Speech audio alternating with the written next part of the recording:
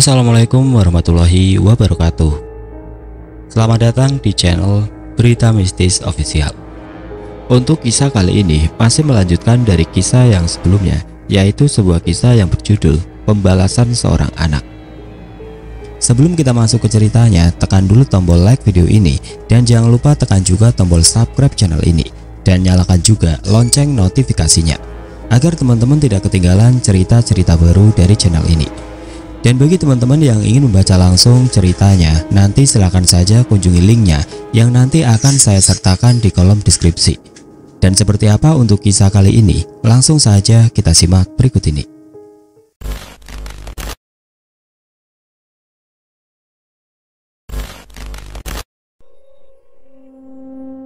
Keesokan harinya pukul 07.15, Rian melihat bahwa ponsel itu telah aktif. Karena penasaran, ia lalu mencari ada apa sebenarnya di dalam ponsel itu. Dibukanya file terdapat foto-foto ketika Fikran masih kecil. Awalnya Fikran tersenyum dan berubah menjadi tangisan saat melihat video saat Rian disiksa oleh seseorang.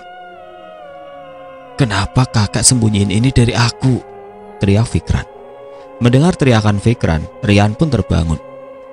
"Woi, ngapain pagi-pagi gini teriak-teriak? Bikin jantung copot aja," kata Rian. Fik, kok lo nangis? Ada apa, Fik?" kata Rian lagi. Fikran lalu mengambil tasnya dan pergi ke rumah kakeknya. "Rian, itu Fikrannya kenapa nangis gitu?" tanya Pak Bima. "Aku nggak tahu, Pak. Tiba-tiba aku bangun tidur, Fikrannya teriak-teriak. Pak, aku nyusul Fikran dulu," kata Rian lalu pergi mengejar Fikran. Namun Pak Bima melihat ponsel yang tergeletak di lantai lalu mengambilnya. "Rian, ini HP Fikran ketinggalan," teriak Pak Bima. Namun Rian sudah terlalu jauh dan tidak bisa mendengar teriakan Pak Bima. Namun saat Pak Bima melirik ke arah ponsel, dia dikagetkan sosok yang mirip dengan Reza.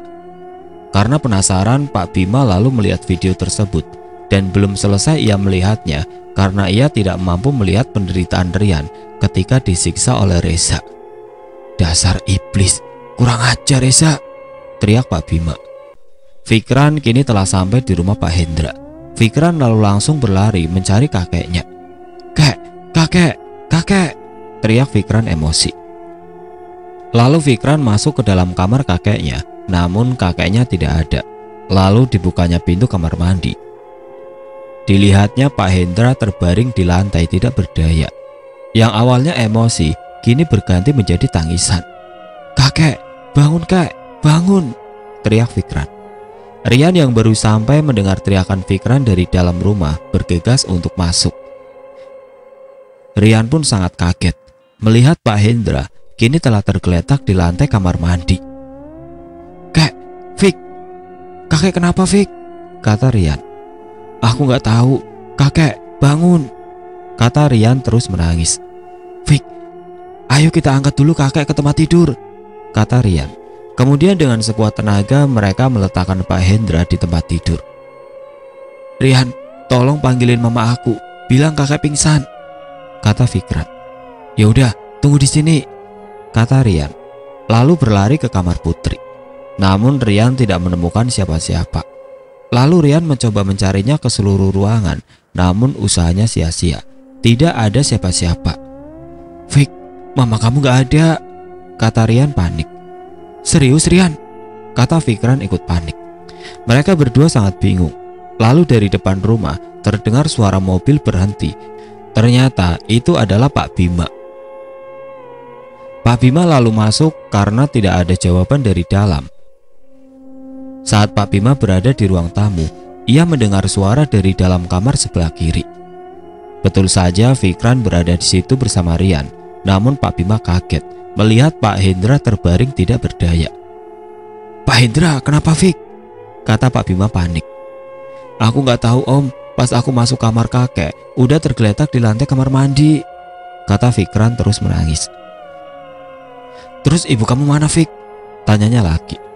"Mama nggak ada Om, kami udah cari-cari gak ketemu," kata Fikran.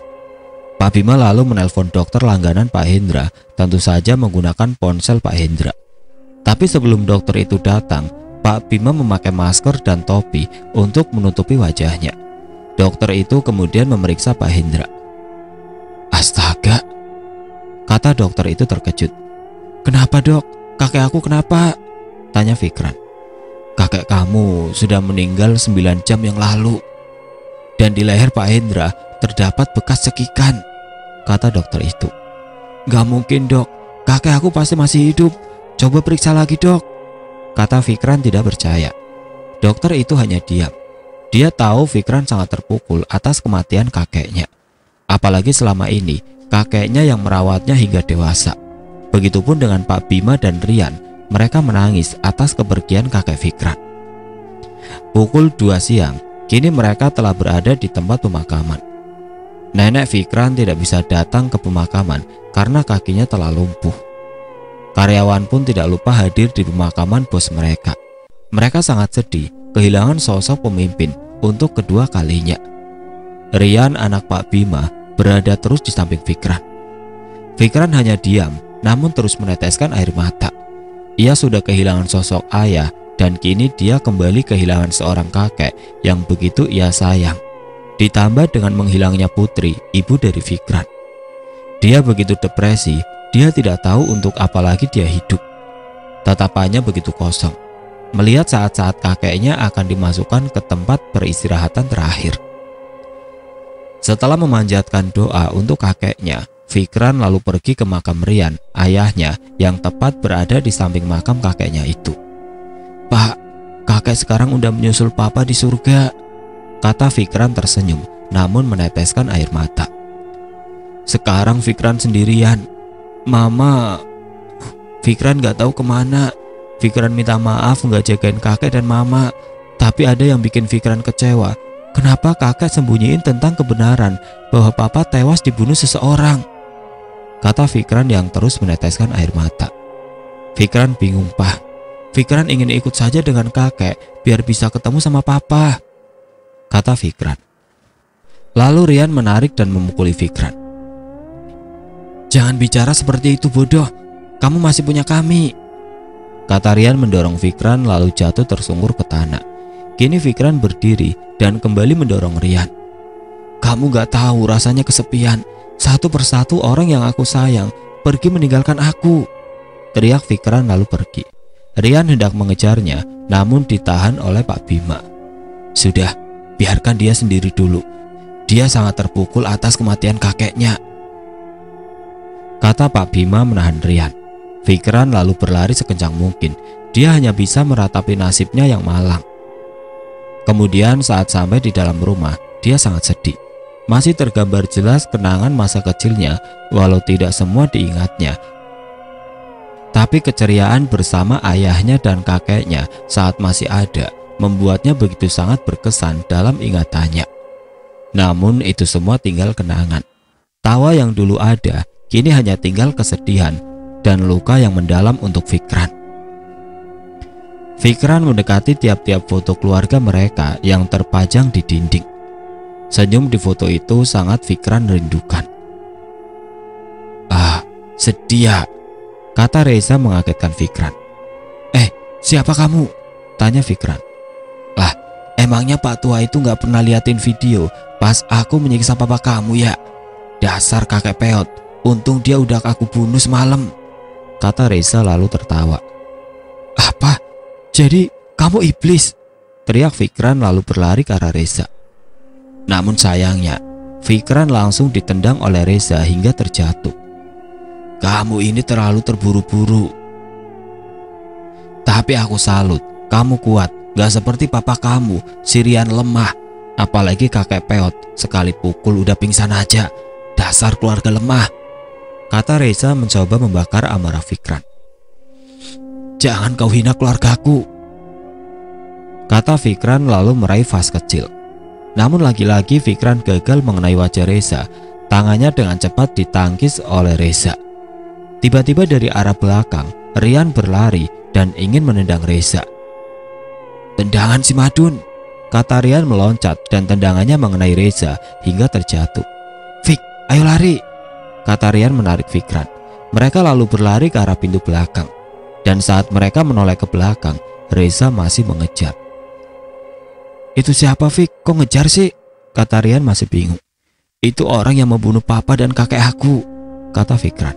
Mereka berlari memutari rumah itu, namun ternyata Reza telah menunggu mereka di depan gerbang rumah. Karena panik, Rian lalu menarik Fikran masuk ke dalam rumah. "Kenapa kita masuk lagi?" kata Fikran.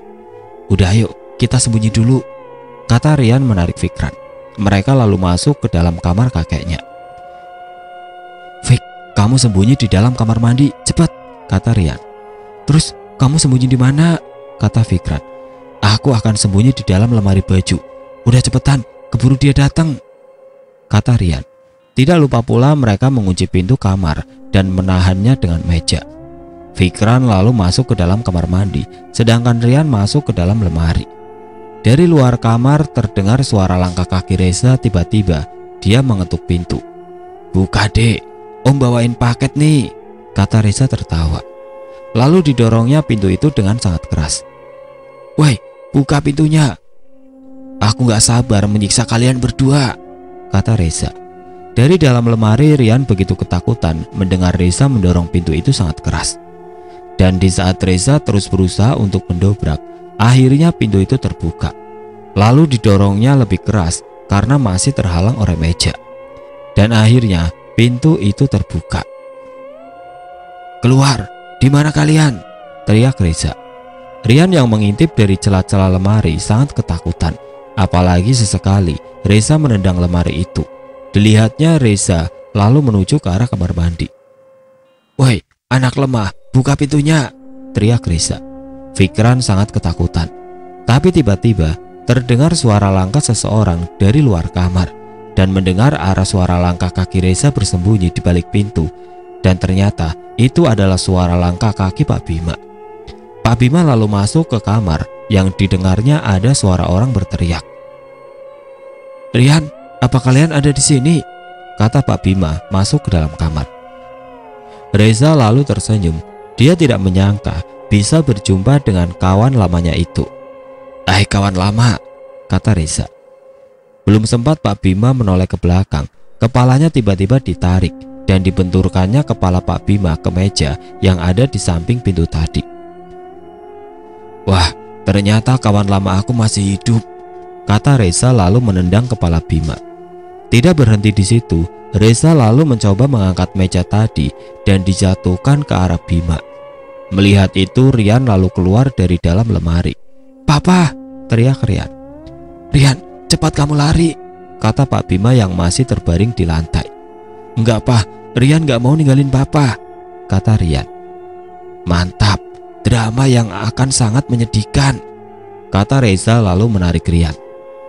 "Lepaskan dia, Reza, jangan kau sakiti anakku," teriak Bima. "Rian, ini kebetulan atau apa sih? Kayaknya aku akan kembali membunuh Rian dan Fikran Junior," kata Reza tertawa. "Dasar iblis kau Reza, jangan kau sentuh anakku," teriak Pak Bima. "Memangnya kenapa?" kata Reza lalu memukul perut Rian. Rian lalu meringis kesakitan dan memegangi perutnya yang dipukul keras oleh Reza. Kemudian Reza kembali menendang kepala Bima hingga tidak sadarkan diri. "Papa!" teriak Rian. "Apa? Marah? Papa kamu aku giniin," kata Reza sambil menendang-nendang tubuh Bima. Dan tiba-tiba pintu kamar mandi terbuka dengan sangat keras. Lalu keluarlah Fikran dengan menatap tajam ke arah Reza. "Kamu sudah kelewatan, Reza. Beraninya kau terus-terusan mengganggu keluargaku. Aku tak bisa biarkan kamu menyentuh anakku," kata Rian yang merasuki tubuh anaknya. "Untuk apa kamu kembali lagi, Rian? Ini bukan duniamu," kata Reza. Lalu sosok Fikran pun tiba-tiba muncul dan merasuki tubuh Rian anak Bima. "Kamu memang iblis.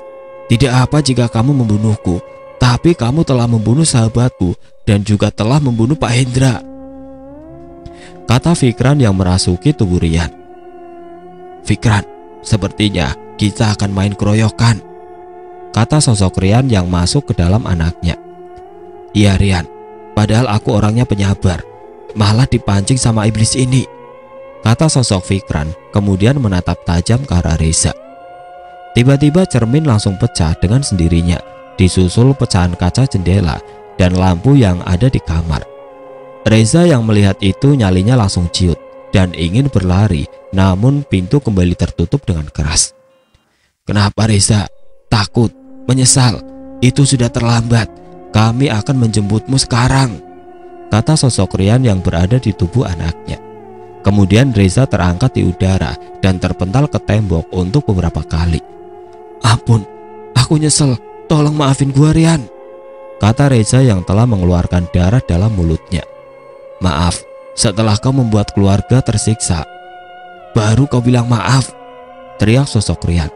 Kini kembali diangkatnya Reza, lalu terpental ke atas dan ke bawah, lalu ia berlari dan mencekik leher Reza.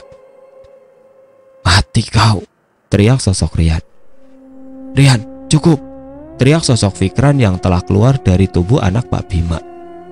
"Enggak Fik, ini belum cukup, aku belum puas," teriaknya lagi. "Sudah, hentikan," teriak sosok Fikran. Lalu ia pun menjatuhkan Reza ke lantai. "Ada apa Fik?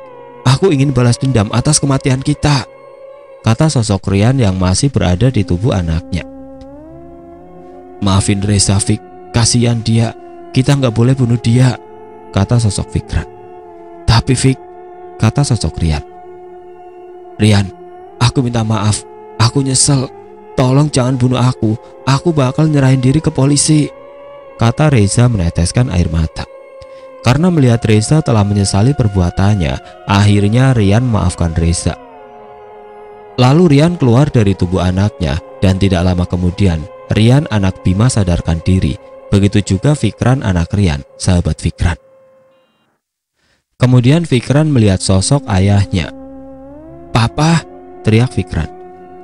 "Iya Fik, ini Papa. Sekarang kamu udah gede ya, dan mirip Papa," kata Rian tersenyum. "Pah, Fikran kangen Papa. Sekarang Fikran sendirian," kata Fikran meneteskan air mata.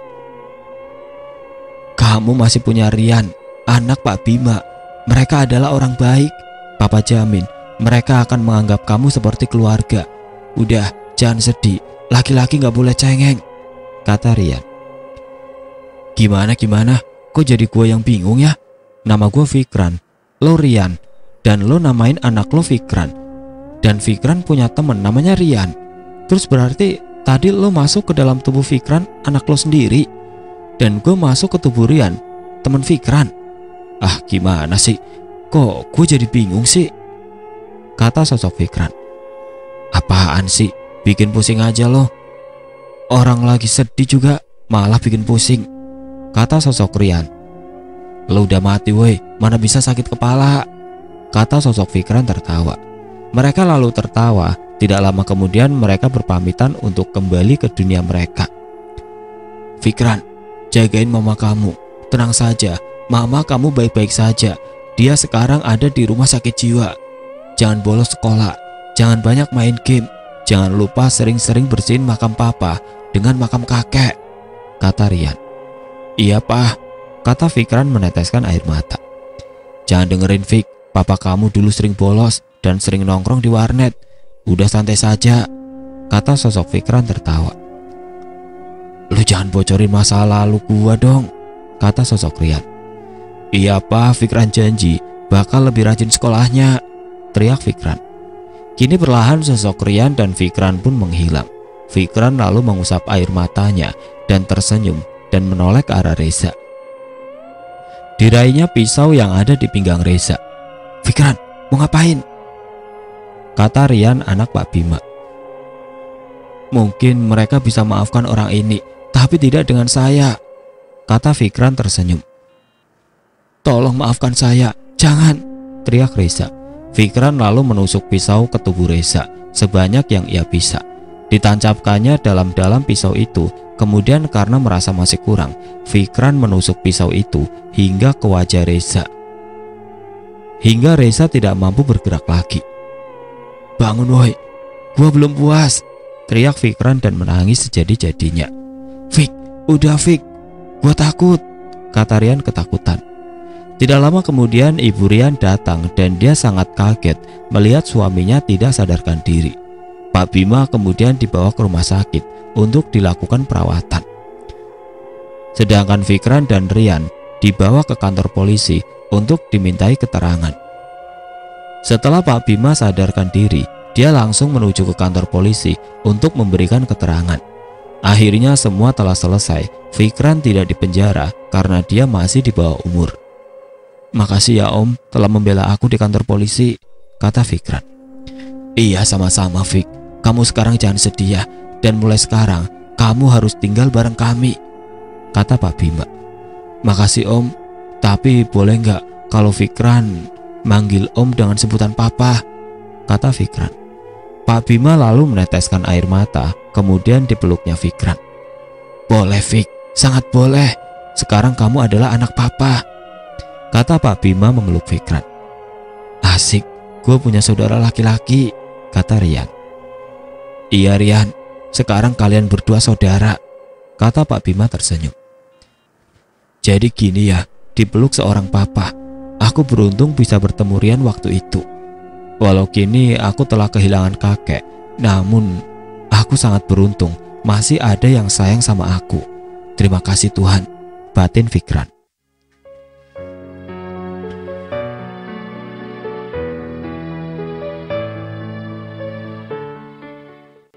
Oke teman-teman, seperti itulah akhir dari kisah ini. Bagaimana menurut kalian tentang kisah ini? Tulis komentar kalian di kolom komentar.